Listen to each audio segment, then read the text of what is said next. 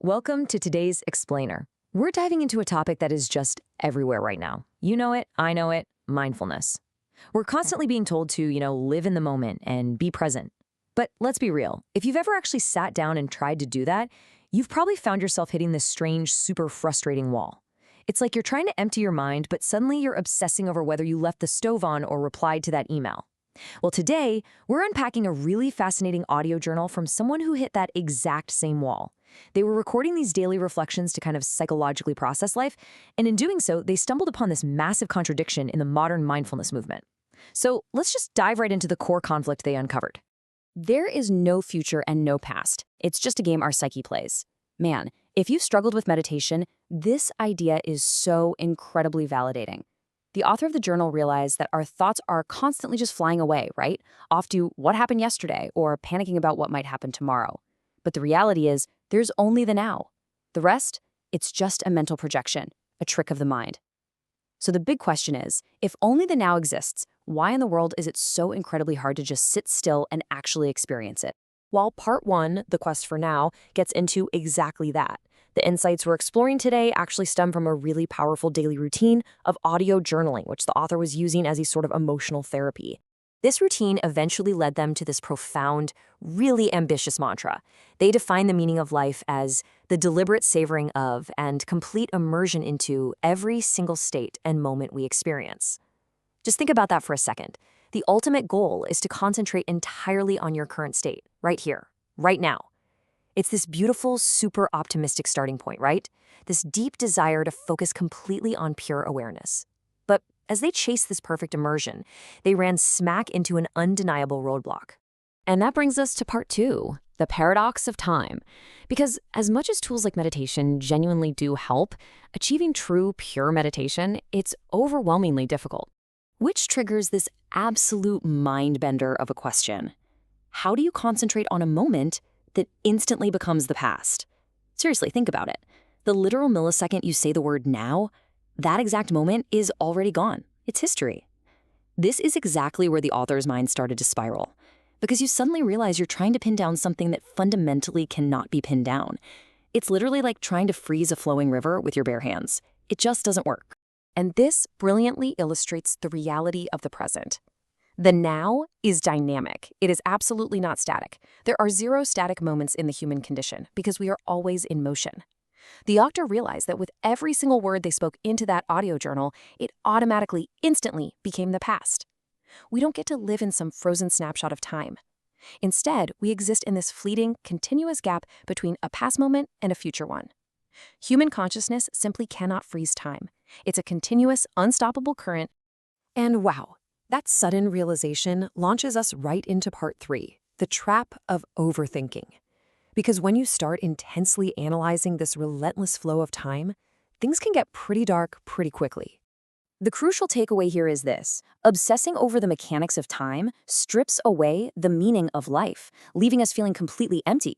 See, diving way too deep into this intense, calculating kind of psychoanalysis actually destroys the exact meaning you were trying to find in the first place. You get so fixated on counting the moments, realizing yesterday is totally gone and today is already fading away, that you lose the actual joy of living. The meaning just evaporates. It's way too much for our minds to hold, and you start to feel like you're losing your psychological footing. So, to escape that existential abyss, we desperately need a shift in perspective. Welcome to part four, Walking the Road. Instead of viewing life as all these isolated, fleeting milliseconds, let's trace this timeline together. At minute zero, you're born. Right now, you are at the current minute, the present moment. And eventually, you're going to reach the final minute, the end of the path. You are simply walking along a road from point A to point B. And the absolute, undeniable truth is you cannot pause your movement through time. It is unstoppable. You're only going to stop at the very end of your path.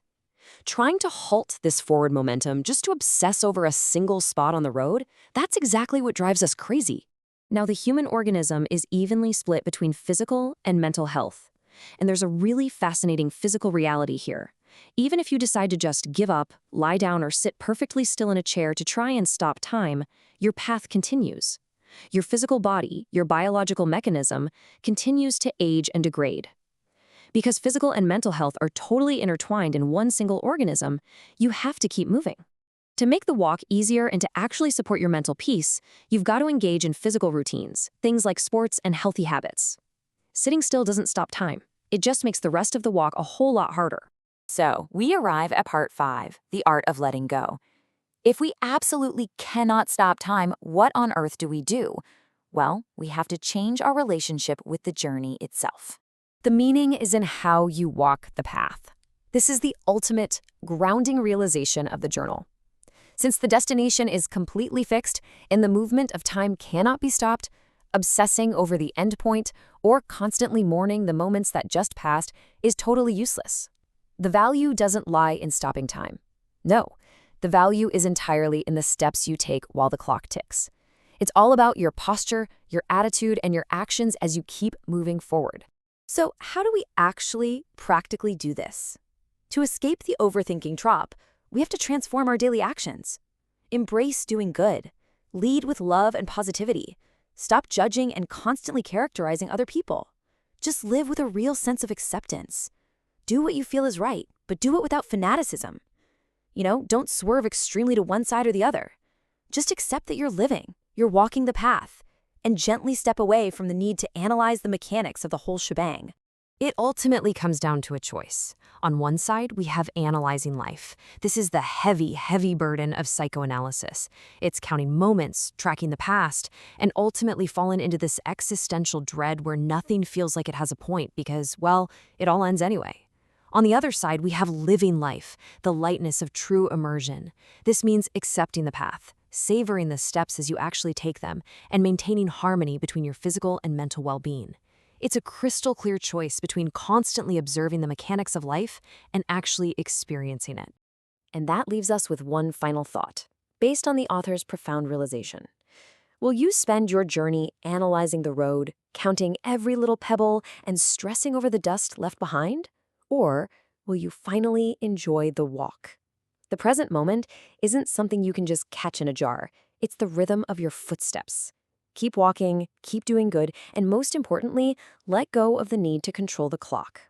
Thanks for joining me on this explainer, and I really hope it helps you find a little more peace on your own path.